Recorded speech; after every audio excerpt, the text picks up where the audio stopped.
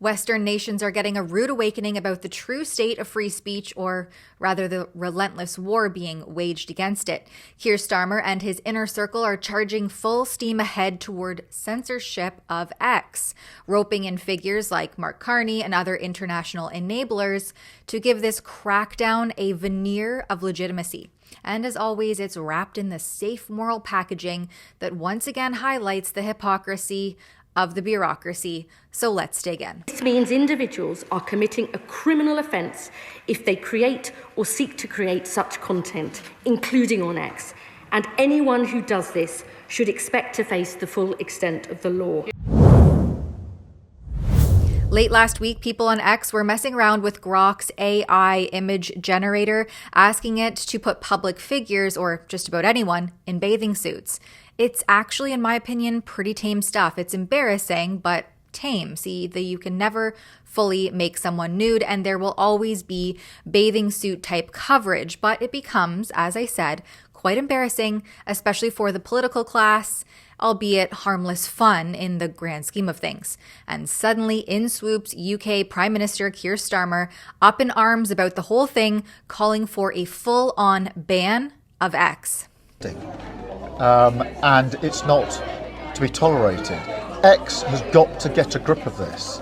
And Ofcom have full support to take action in relation to this. This is wrong. It's unlawful. We're not going to tolerate it. I've asked for all options to be on the table. It's disgusting. And X need to get their act together, and we will take action on this because it's simply not tolerable.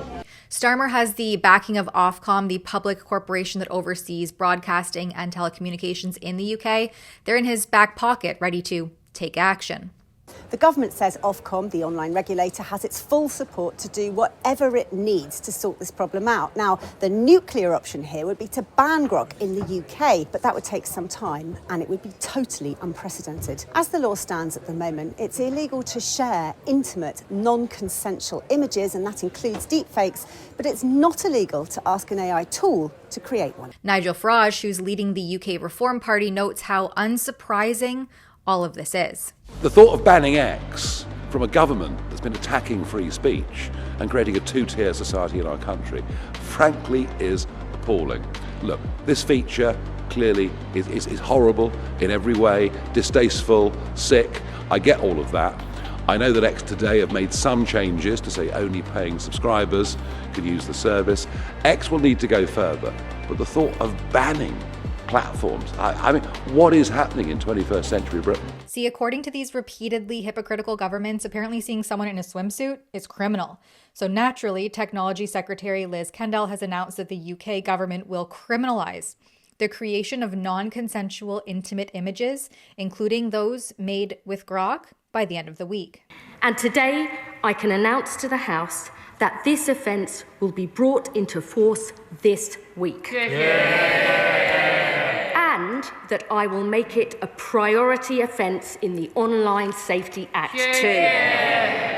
This means individuals are committing a criminal offence if they create or seek to create such content, including on X.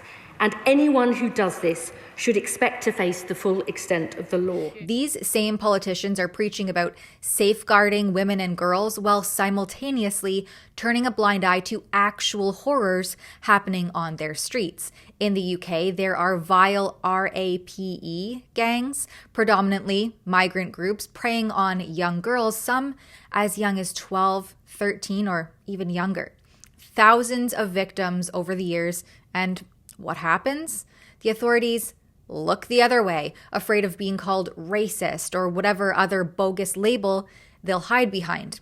Girls are being groomed, trafficked, assaulted, and the perpetrators, they walk free or they get slap on the wrist sentences. That's the real threat, putting women and girls at risk, not some AI-generated bikini pic that's more awkward than anything. And Mark Carney, Canada's very own globalist darling, who's off schmoozing with regimes in China, ignores similar threats at home and is likely equally as embarrassed by these silly images. Just one day after the Telegraph UK reported that their government was working with Canada and Australia to launch a coordinated ban on X over these grok images, Carney sent his most useless minister, Evan Solomon, to quell the crowds, saying that Canada is not considering this ban. But if history is any indicator, it's not going to be a ban, just maybe a permanent suspension of sorts. Different language, but it's the same old semantic deception from a government with a track record of doing both. While we're at it, let's keep in mind that other AI platforms, such as ChatGPT and Google's AI assistant Gemini, have these same capabilities. But there's no sweeping push to ban these platforms because it's not actually about protecting women and girls or about sexually manipulated deepfakes. It's about censorship of X specifically. France, UK, Canada, these purveyors of democracy, they hate X because it's the one place where the truth slips through. Videos of these gangs, stories of unchecked migration chaos, and the failures of governments like Starmer's, Carney's, and Macron's. You can't post that on YouTube without getting demonetized or banned. But on X, people see it, they share it, and they wake up to the real atrocities plaguing our streets and ultimately our countries. That is what terrifies these governments, not people in AI-generated swimsuits. Meanwhile, across the pond, America, under the Trump administration, is not having any of this. Republican Anna Paulina Luna fired back, saying if Starmer bans X, she'll push sanctions on Britain itself, tariffs, visa revocations, the works.